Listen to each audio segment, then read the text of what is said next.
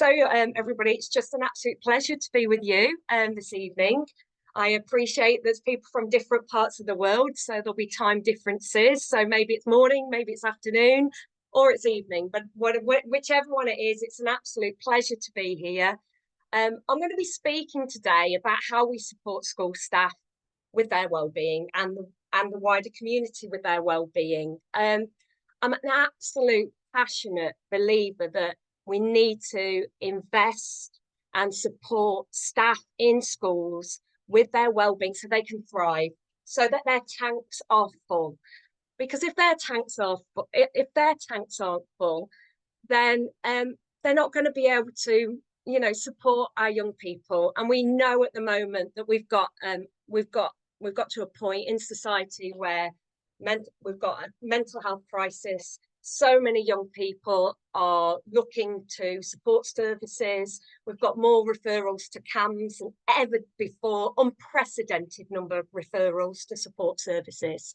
And I really believe that we need to invest in our staff so that our staff not only are thriving, but they're in the absolute best position possible to support the young people that they're working with. So, yeah, this presentation is very much sort of designed to guide school leaders and make recommendations, give tips.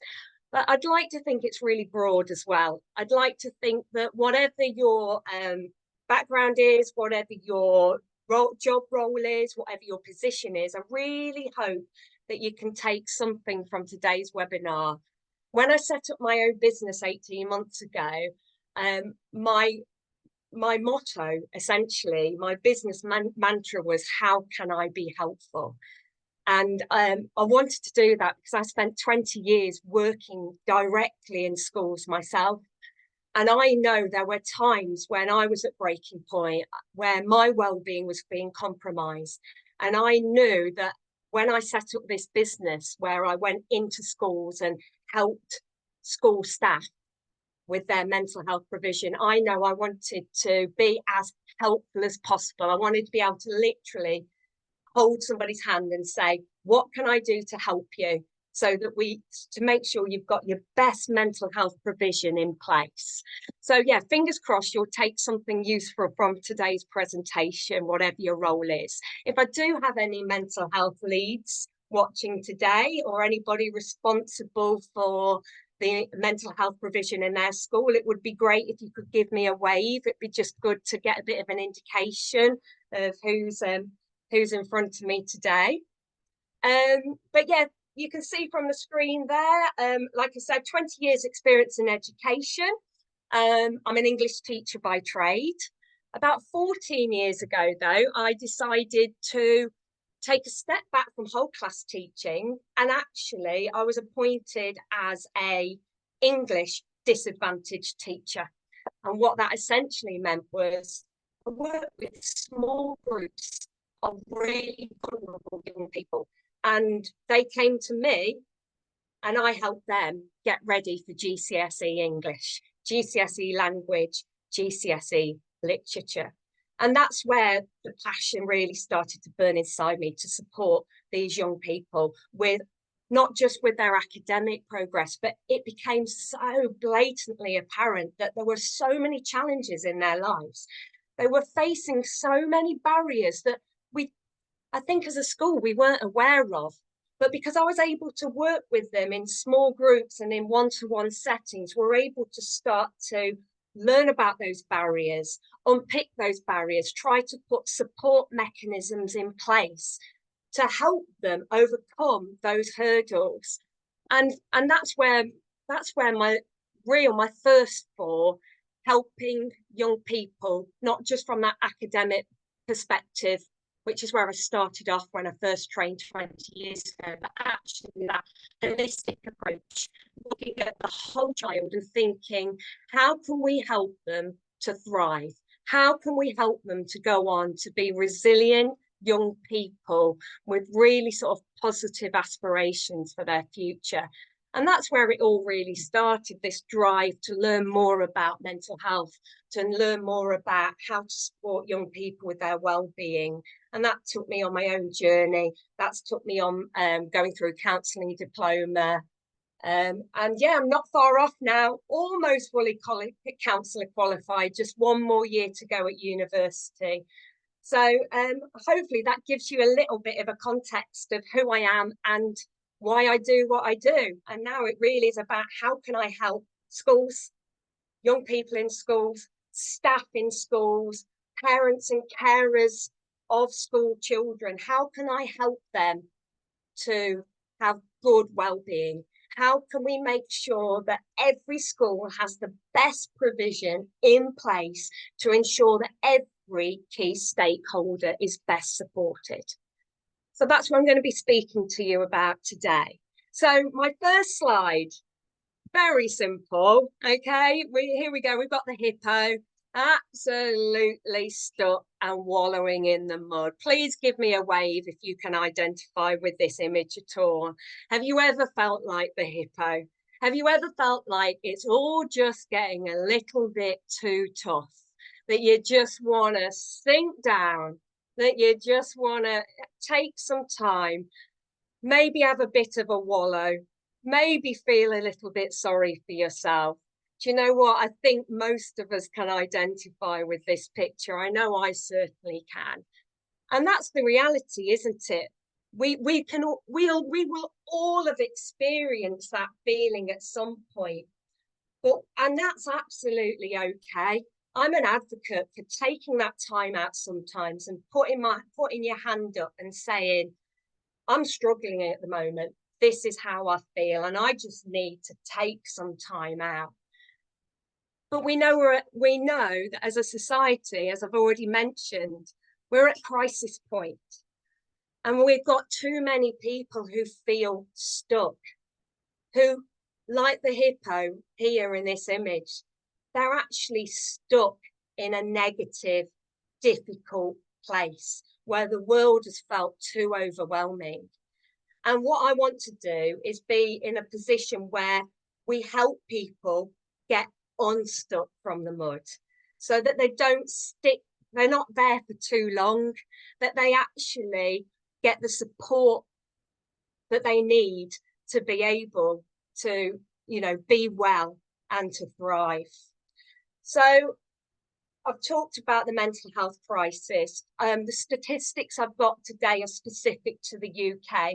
But the last one that you can see here does actually is a statistic, worldwide statistic. So we can see that 1 in 6 people in the UK are reporting symptoms of common mental health problems. We know that nearly half of adults in England think they've had a diagnosable mental health condition.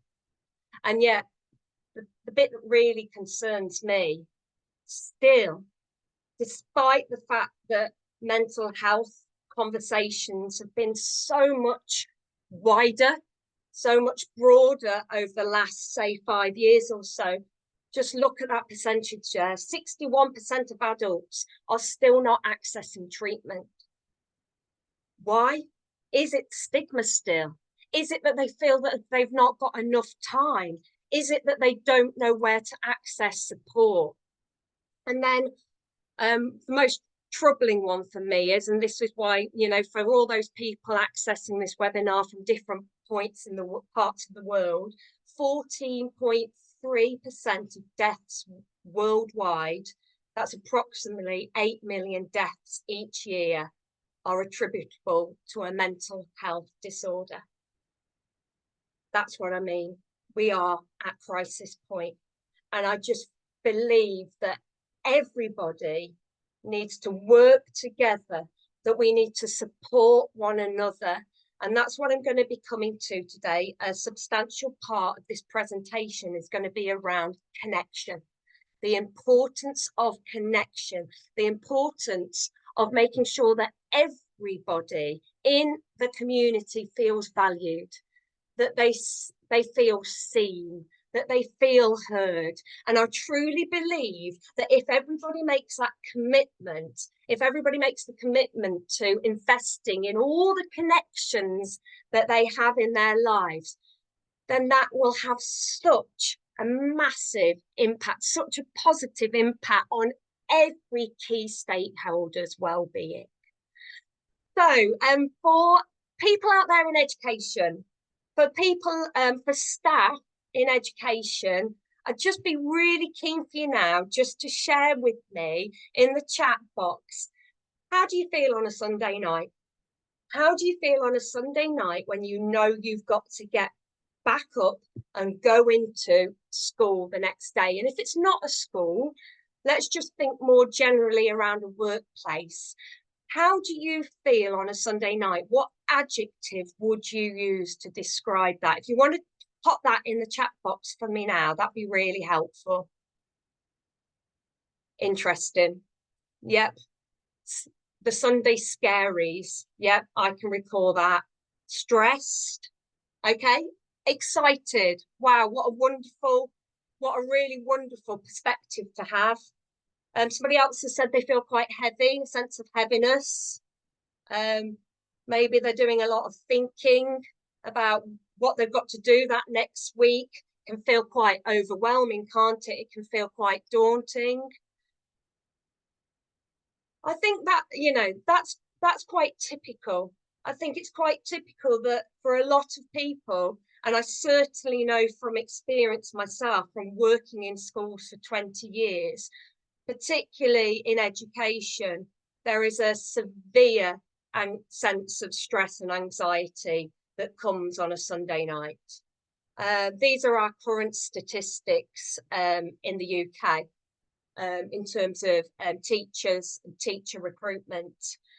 These are very recent, just from last summer, 2023. And it now says that more than 100,000 under 40s have quit teaching in the last 5 years. And a third, I mean, it's quite astonishing really, isn't it? A third of teachers, they quit the role within 5 years of qualifying. And the number of teaching vacancies has more than doubled in the last, sorry, I've just moved down, more than doubled in the last 2 years. Now that's absolutely speaks volumes, doesn't it? Staff in schools are struggling. Staff in schools need help. The reality is, though, government funding means that help is limited. And really, at the moment, a lot of the responsibility falls onto the leaders of schools, falls onto the senior leadership team. And that can feel overwhelming for them too, because there's so many pressures. There are so many different layers of pressure, so many expectations from a curriculum perspective.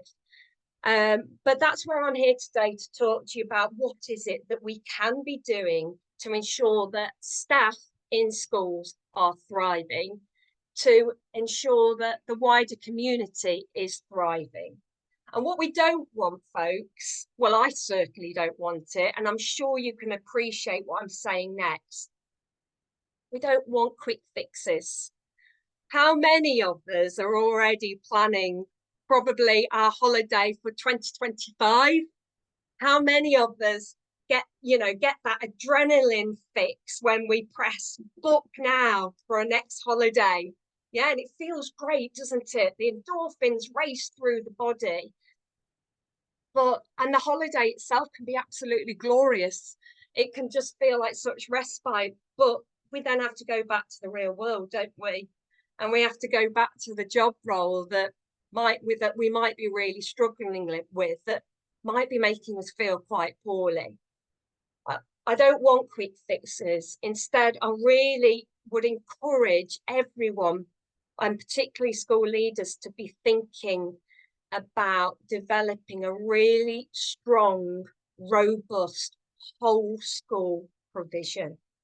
So let's have a look at what the Department of Education says. Okay, so in England, the Department of Education has made certain recommendations. They've provided certain funding in terms of helping school staff deliver the best mental health provision they can in their schools. So what they have said is that all schools should make sure that at least one person has been through senior mental health lead training, and that should take place by the 31st of March 2025. There is funding for that. They also have given guidance in terms of 8 key principles of whole school approach to mental health and well-being. And I'm going to touch on that a little bit more on the next slide.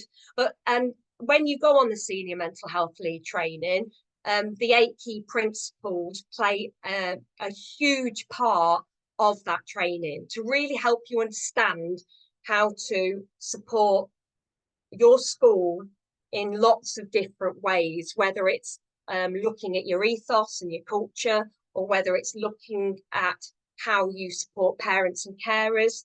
Those 8 key principles are really, really helpful in terms of giving guidance and a good starting point in terms of your mental health provision journey. There are mental health support teams now in schools, which is brilliant. And please just give me a wave now. Have you got any of you there got a mental health support team in your school currently? It'd be really great to see if we've got anybody with a mental health support team. I speak to schools regularly. I go into schools regularly. The difficulty is and the challenges, and as you can see from this slide here, by the end of 2024, only 25% of primary schools will have actually had a mental health support team linked to them. Only 50% of secondary schools will have received that support too. So there's still in the UK, there is a huge gap in services. So for those schools that haven't had a mental health support team in place, there is so much pressure on school leaders to deliver their mental health and wellbeing support programme essentially on their own. So that's where it gets very difficult, and that's where it gets very challenging, and that's where I'll be giving some tips today. And of course, the Department of Education has also released lots of resources for you. There's the Resource Hub, Anna Freud's Mentally Health Schools website. There's the Education Staff Wellbeing Charter. All these are fantastic resources. What I found though, and possibly if you're a senior lead, what I found that it's the time that you perhaps don't have to actually be going through all those resources.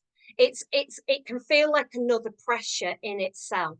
So again, like I said, I'm going to break down ways in which we can try and simplify this, ways in which we can try and support the well-being of our staff and the wider community, so it doesn't feel too burdensome for you, so it doesn't feel like an extra layer of work for you. So I said I'd talk very briefly through the 8 key principles. Let me just bring those up now. Okay, so these are the principles that Public Health England have outlined to schools for promoting well-being. The first one is around leadership and management. Second one is ethos and environment. The third one is curriculum, teaching and learning. The fourth is identifying need and monitoring impact. The fifth is targeted support. The sixth is how do you actually work with parents and carers. The seventh is enabling your pupil voice, student voice. And finally, the eighth is staff development. Those areas, just one on their own, can feel quite huge to address. So the fact that the government is asking schools to deliver on all 8 is quite a big ask. And that's where it can be really helpful to get advice from people like myself. I actually went through this whole process. I obviously went on my senior mental health lead training many years ago. I actually got to a point where I had set up a provision whereby I believe I was actually working in line with all these 8 areas. Uh, and it is achievable. It does take a lot of work. It does take a lot of time. But I do believe that with some support, with some guidance, with some help, there are, I don't want to use the word easy wins, but there are things that you can do. There are often tweaks that you can make. You'll already, I'm absolutely sure, you will already have so many examples of good practice in place whereby you are supporting your all the key stakeholders in your school with their well-being. But it's often a case of just tweaking them or making subtle changes. What I don't want to be doing is encouraging you to completely reinvent the wheel. There's no need to do that. And what that then does is put a tremendous amount of work on you. And then that sort of that's the biggest irony, really, isn't it? The biggest irony is when it's the senior mental health lead who then is struggling with their own well-being because of their own pressures, their own workload. So if at any later on you'll get the chance, if you want me to ask any questions about these 8 key areas, I'll be able to talk to you about those at the end of the presentation. But hopefully nothing of what I've said so far is sort of coming as a surprise or a shock. I'm hoping everything I've covered so far is something that you've had some degree of experience with. So I said to you that I really wanted to talk to you about connection today. I believe connection is at the root of everything. Forming connections, having really deep rooted connections with everyone you meet, in my opinion, is the very best way to support the whole school community with their well-being.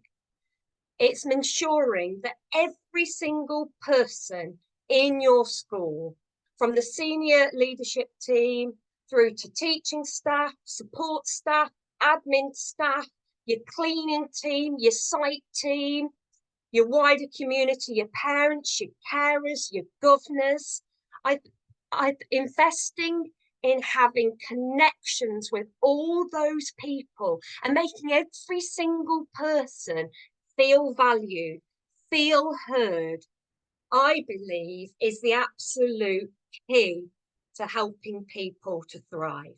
I believe it's the one thing that will help improve everyone's well-being. Because if there's a sense of connection, if there's a real strong sense of community within your school, I think it's an absolute game changer. And this is why I'm talking about, if you remember the image of the aeroplane, this isn't a quick fix. This is something that you invest in. This is very much about the ethos and culture of your school. It's being brave enough to place this above everything else. So does anybody want to just give me a wave? Have I got any Brenny Brown or Carl Rogers fans out there? I must admit, I keep asking you to give me a wave, but I seem to have lost the ability to see who is waving or not waving. Yeah, hopefully I've got people waving at me. That would be wonderful if you are, or if you want to drop it. Oh, wonderful. I've got a fan of both. That's fantastic.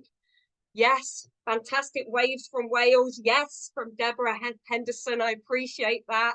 Yeah. For me, through my counselling diplomas, these are 2 figures that I've actually spent quite a lot of time researching. So Brené Brown, she is a professor from Houston University in America. She, let me just see if I can move my screen down. Yes, wonderful. A lot of the work she does looks really, really closely at empathy. And this is a particular favourite quotation of Brené's for me, one I've used, in assignments, where she talks about connection. And she says, connection is the energy that is created between people when they feel seen, heard, and valued. When they can give and receive without judgment. And I really want to repeat that last bit. When they can give and receive without judgment. I think creating that safe environment, that safe space where every stakeholder believes that they can give their opinion, that they will be listened to, where they're not going to be judged, I think is absolutely crucial in terms of building that strong community network whereby everybody feels they have a valued place. And by having a valued place, let's be honest, that helps raise everybody's sense of self-esteem. And by raising everybody's sense of self-esteem, that's when people are going to thrive. That's when people are going to flourish. That's when we're going to help people who perhaps have been struggling with their well-being to feel better. So, and Carl Rogers, again, somebody I have spent a lot of time researching. I have quoted him a lot in assignments. He is a humanistic psychologist. He's really, really passionate about the way in which relationships, therapeutic relationships, are established through connection, through that building connection between, say, a therapist and a client, that absolute safe space where the client feels they can be them true selves, where they know they will never be judged, where they know they will be fully supported. And Carl Rogers says, if they can sense a realness in me, then hopefully this will cause them to become more real with themselves. It's difficult, isn't it? It's difficult if you're a leader. It's sometimes we feel that we don't want to give too much of ourselves, but let me encourage you. The times where I have shown myself and revealed vulnerabilities in myself are the times where I have built the strongest connections. And it's having that confidence that it's okay to do that. And it doesn't make you any less of a leader. In fact, it makes you a leader that will be valued, a leader that will be respected, a leader that people want to work with. So I'm just going to show you a video today, a clip where Brené Brown just brilliantly talks about the difference between sympathy and empathy. I do hope you enjoy it as much as I do. I've watched it so many times and it still makes me smile. Well, actually laugh out loud, to be honest, at points. So I hope you do enjoy.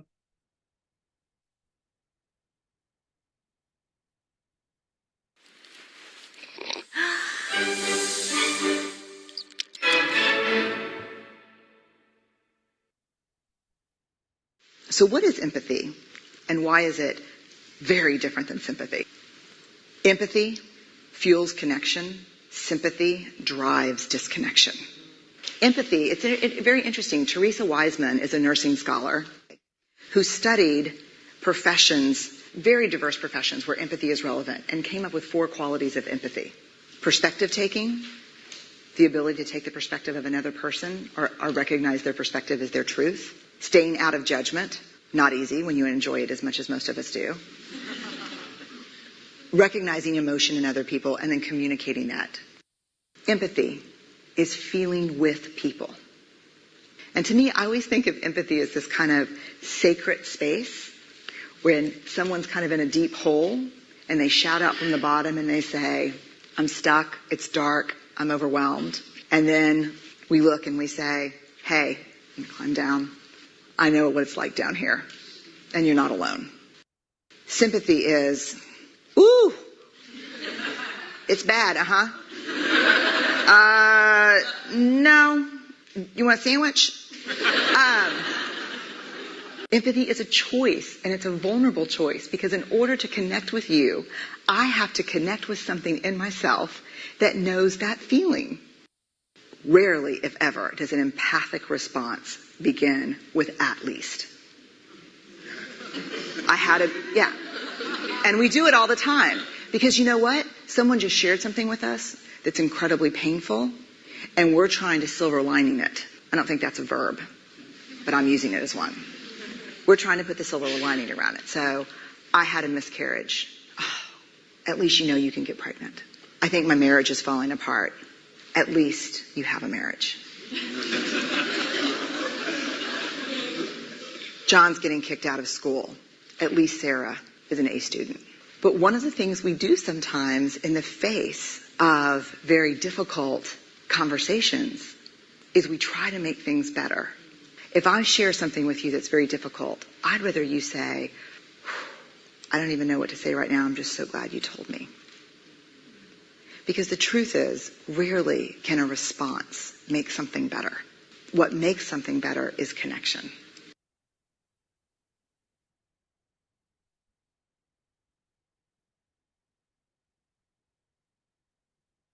So, pretty powerful, don't you think?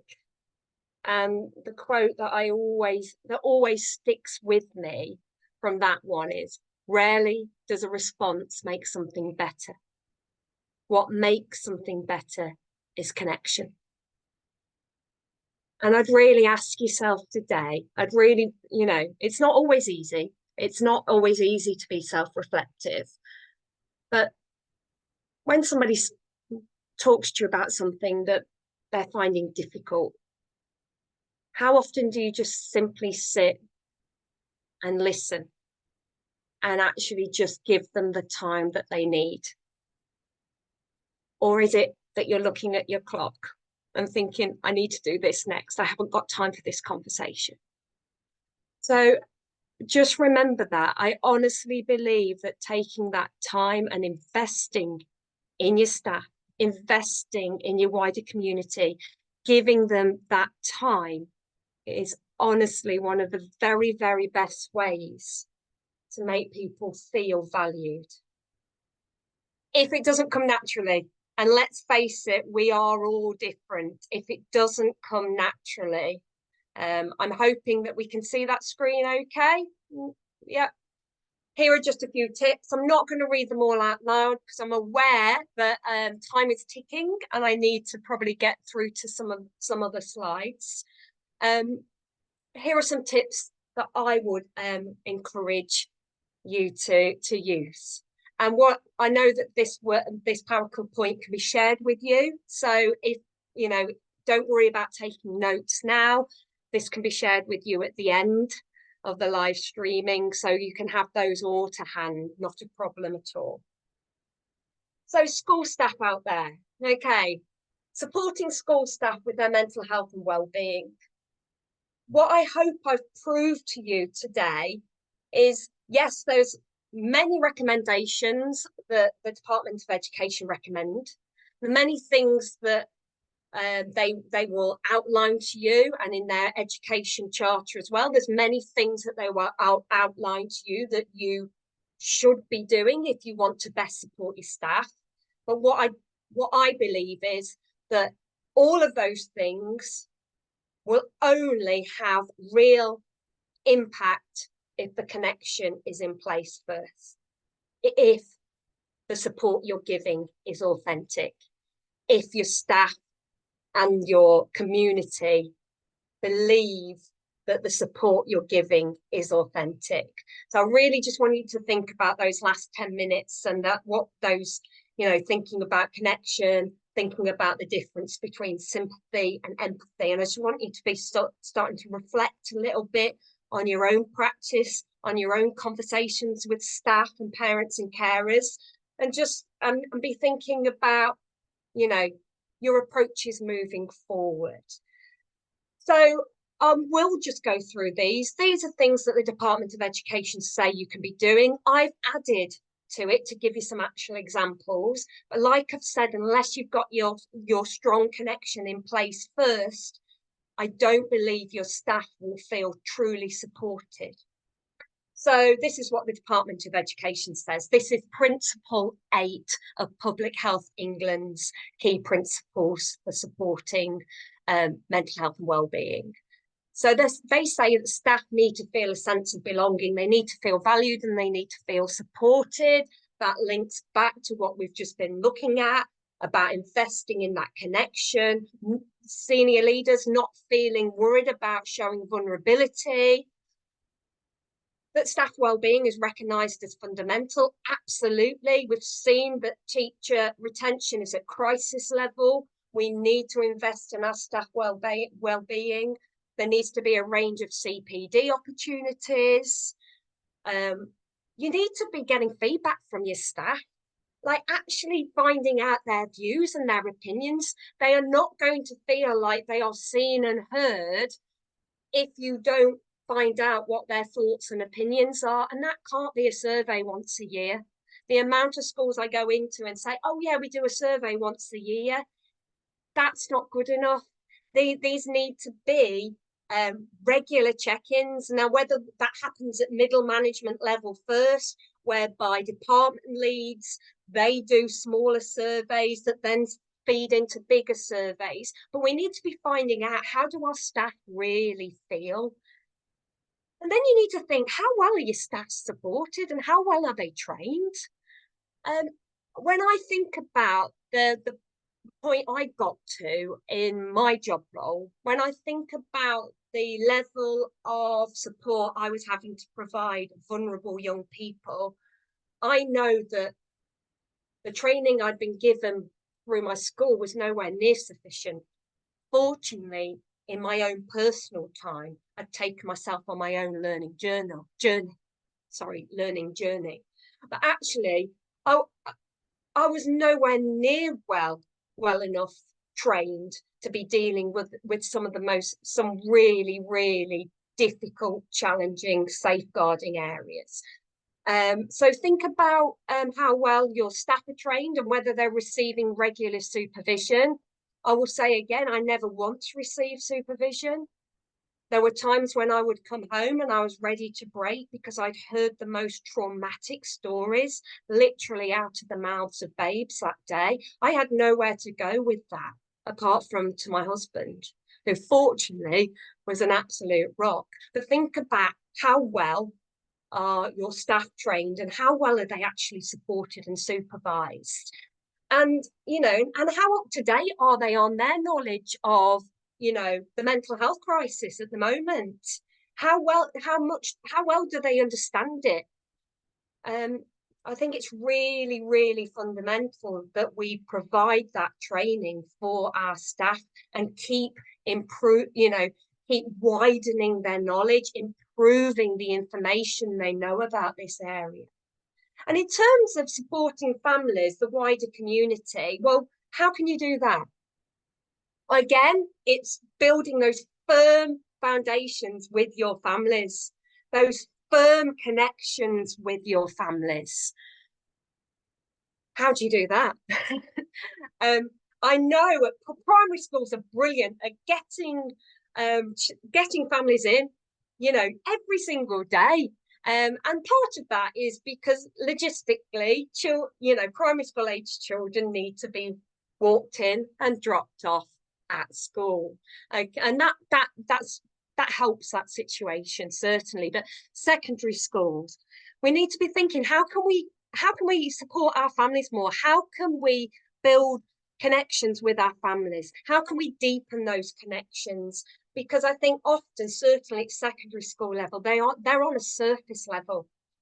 And that means that there can be vast numbers of families that are supporting, that are struggling with their well-being, they're struggling with their mental health, but the school just simply doesn't know.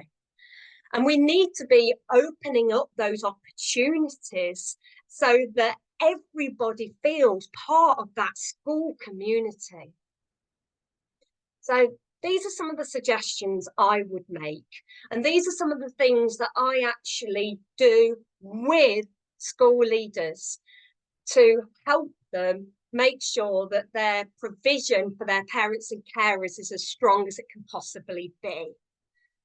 So we're going to be thinking about, first of all, how accessible is information relating to mental health?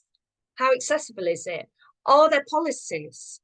Is the information on the website? Is the information shared via social media? Is there a parent and carer app? Are there visible displays around the school? I would always say that a key display should be in reception area. A key display about well-being, about mental health should be in the reception area for every single parent and carer to see when they first come into school.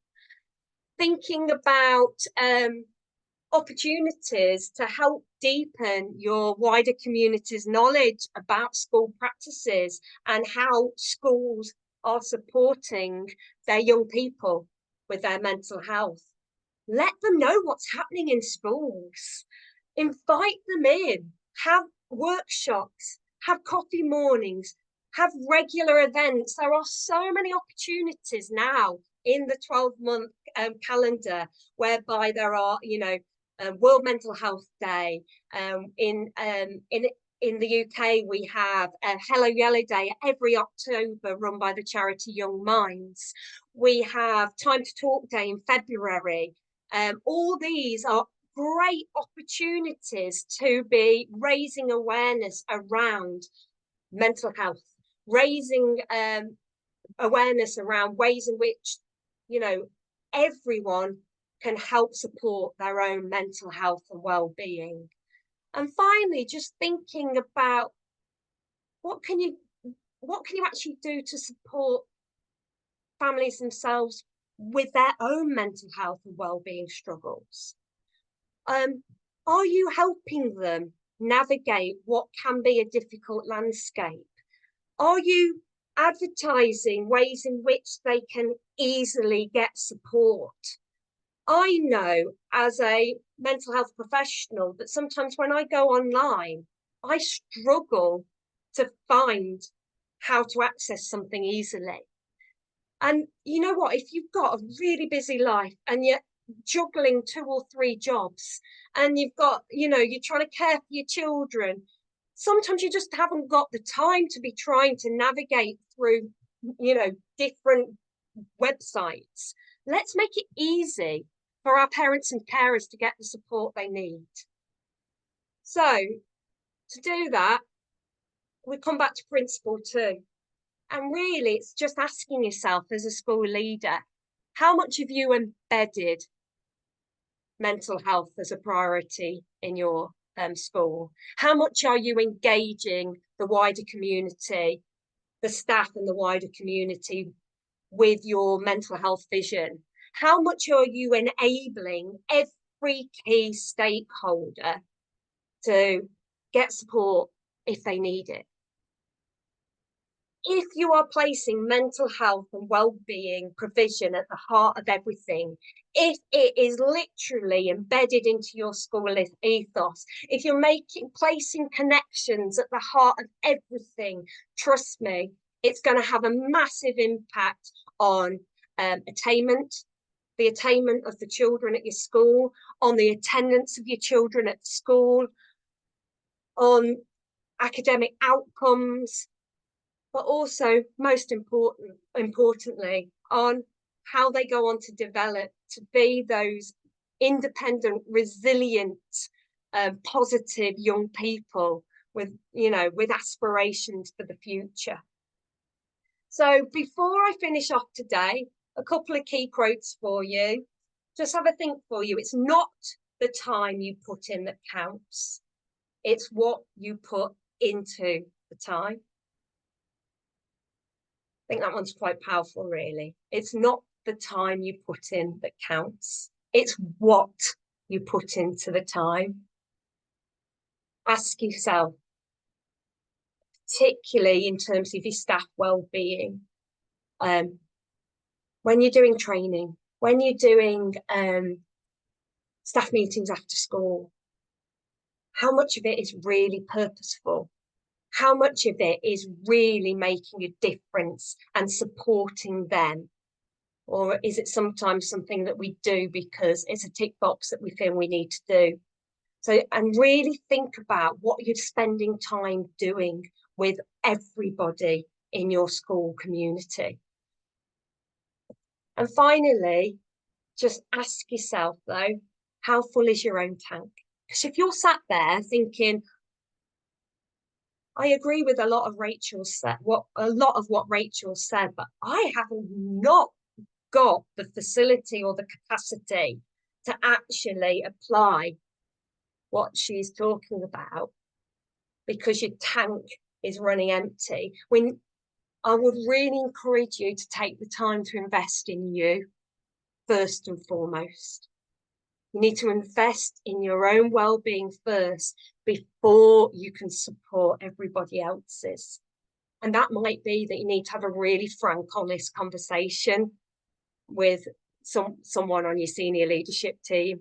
It might be that you need to say, this is where I'm at the moment.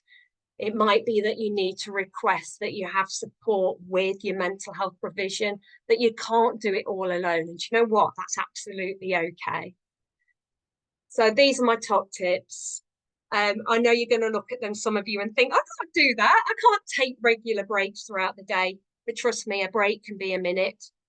A break can be a minute's pause, a minute's silence, a minute where you just take deep breaths in, take deep breaths out, where you don't have any distractions. Make sure there is always someone else in your team that you can offload to. Try and reflect on the positives at the end of each day. This is something I always encourage the young people I work with to do. Try and make sure that last thought before you go to sleep at night is a positive one. Even in our darkest moments, I always believe there's always a little glimmer of light. And I always say, hold on to that glimmer. Really focus on that light. Obviously, it goes without saying, try and avoid unhealthy eating and drinking habits. And really think about your sleep. And I do other webinars where I talk specifically around the importance of sleep in terms of your self-care routine. And I always say to particularly staff that work in schools, remember, well-being also involves all of the things outside of work that makes your life worthwhile, including your family, your hobbies, your health, and your relationships. Very easy to it's very easy to focus only on our achievements in the workplace, to focus on what's going well in the workplace. It's very easy to think, well, I'm successful because I'm doing this at work. But don't forget, your well-being involves so much more. And arguably, your well-being is supported most by what's happening outside your workplace. So really invest in that time. So I do hope through that whistle-stop tour, I do hope that there's at least one thing that you can take away from today, at least one thing that you thought, yes, I'm going to remember that. Or maybe you think, oh, actually, I'm going to jot that down right now, type it in your phone, make a note of it somewhere. But I do hope you can take one thing away from today. And for any leaders out there, if there's a commitment that you perhaps want to make today to improve your school community's well-being, I just want you to think about that. What commitment could you make today? What change could you possibly make that you think will have an impact on your staff well-being and the well-being of the wider school community? I do hope you found that helpful today. And like I said, I do hope that there's at least one thing that you can take away from today. Thank you for your time.